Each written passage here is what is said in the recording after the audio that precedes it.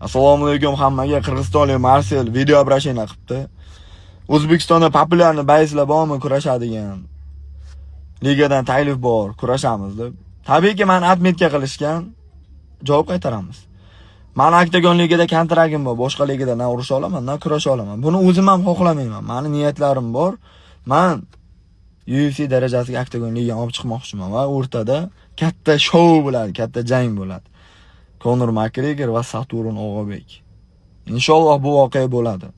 Butun dunyoda eng kuchli media bays kimligini kelishib olamiz, xudo xolasa.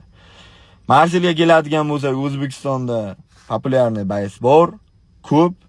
O'zlari gaplashib, o'zlari Marsel to'xtatib, qo'liga yaxshi ikkita non bilan choponlan kiydirib, do'plan kiydirib, yaxshi mehmon qilib, parajina bilan uyiga yuborishadi, inshaalloh.